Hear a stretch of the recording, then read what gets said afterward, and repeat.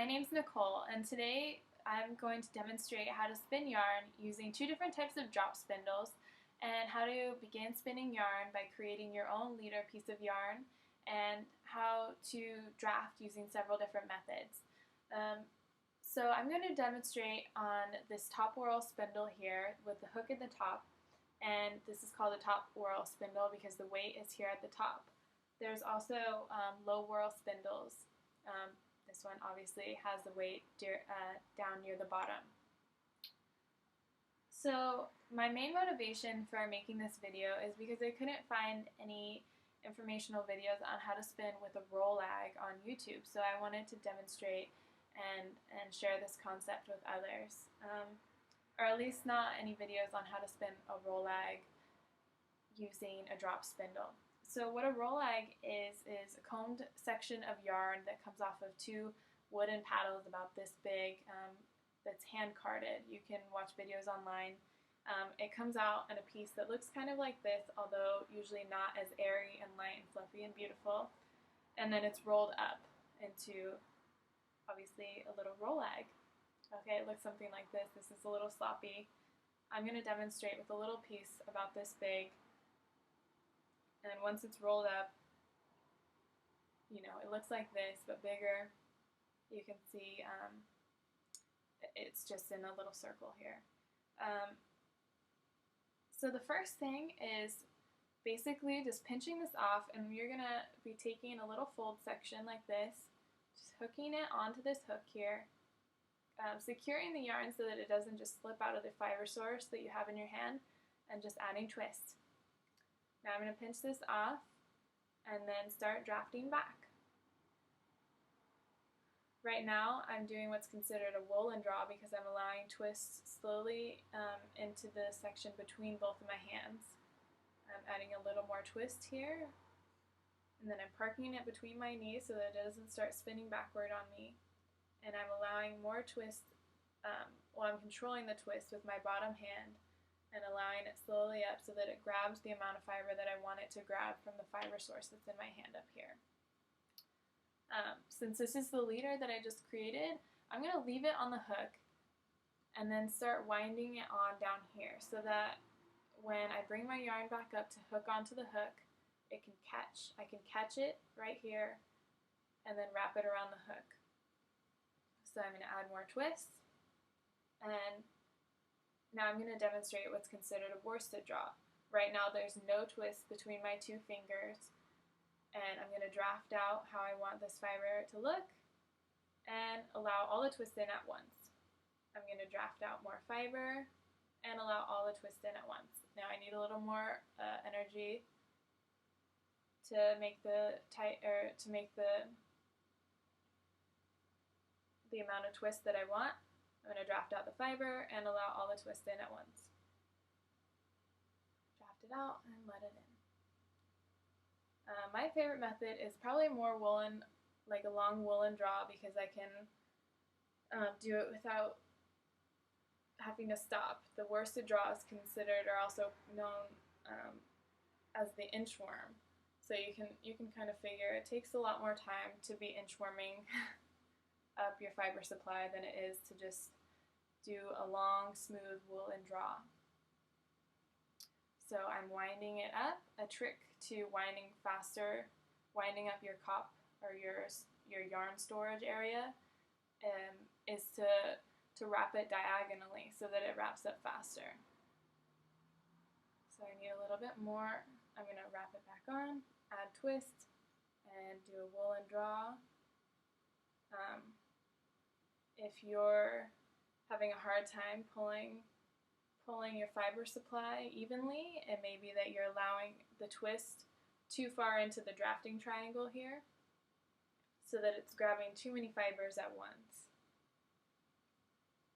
Alright, so I'm going to keep adding twist, and I'm going to keep drafting. Okay.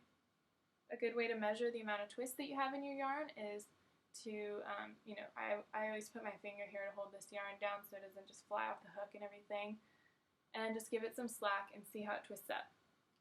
I like that amount of twist. You can see here that there's less twist, and here in the thinner parts there's more twist. Thinner yarn can hold and needs more twist to stay together than thicker yarn needs. So here I am just winding this up. Now I want to show you how to, I'm going to just pull this off and show you, like our fiber supply came off, what do we do now?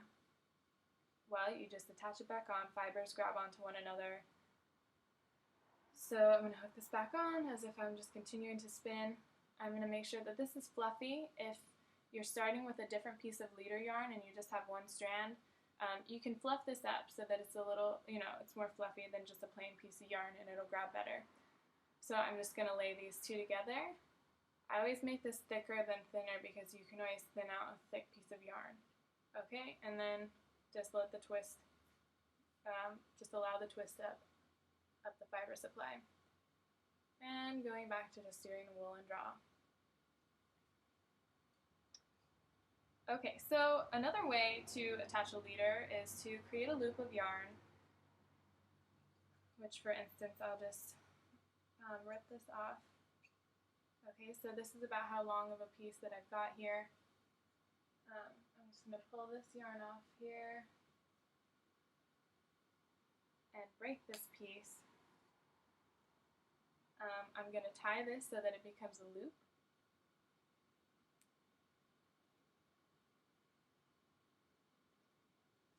I'm going to wind the loop onto the storage part of the storage area of the spindle. I'm going to let this yarn come up and hook on onto my hook here. I'm going to open up this loop so that I have a little circle opening here. And then I'm just going to stick some fiber in here, just like so. I'm giving it a little room here so that I can hold on to both ends so it doesn't slip off as I get it started. So I'm just going to add some twist, and voila. Here we go, starting yarn again. So here's the slub. I'm just going to slowly let twist in, and then I've learned that if you have a slub, for instance here, if you let in a little bit of twist, it's going to hold on to the thinner parts and allow you to draft out that thick slub. And you probably can't see what I'm doing. So here we are. I'm just winding my yarn onto the cop, or into a cop. And then I just like to demonstrate low whorl spindle with some alpaca fiber that I've been spinning. When I store the yarn, I like to just wind it around the cop. I feel like it holds the twist much better than if you leave it as if it's active and you're ready to spin. So with low whorl, you need a lot more yarn to get everything situated. What you're going to do is wind this around the bottom like so, and then do a half hitch on top. So you're going to twist a loop upside down and loop it over this this top hitch here. So I'm going to open this up. Sometimes I pull off the little ends so that that fiber can more readily attach and open up here. So here I'm just going to pull off a little piece of my alpaca roving. And again, just hold the two fiber sources together. I'm going to draft this out a little bit. I kind of pinch both ends so they don't just fly apart, without twist getting in there. And then I'm going to start my draw after they're successfully attached. Alright. Well, that didn't quite work. So sometimes it's better to just back up a little bit. I might go to this thicker part of the yarn and start opening, and tear this off, this end off here, and open this up a little bit and trying to attach there. And then you'll just be spinning like this. With the low whorl, you can choose to spin from this bottom point here, or you can spin from up at the top here. Okay, well, I hope that helped, and if you have any questions, please feel free to add any comments and I'll try and get back to you. Thanks, and happy spinning.